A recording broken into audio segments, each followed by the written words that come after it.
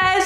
I have had so much fun making smoothies recently. Mixing and matching real, uncomplicated ingredients for a simple, nutritious, filling meal. So for this video, in partnership with Undeniably Dairy, let's have fun.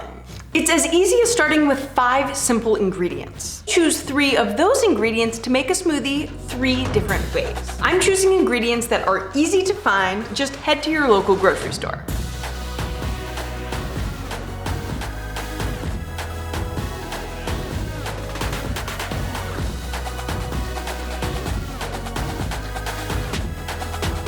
Here are the 5 ingredients: Greek yogurt, almond butter or any nut butter you prefer, frozen banana. I think it's easiest to peel and cut this first, then freeze it. Frozen raspberries, and honey. Now let's choose 3 of these. Our first smoothie is going to be the yogurt, raspberries, and banana.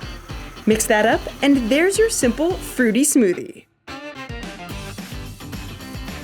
Yum.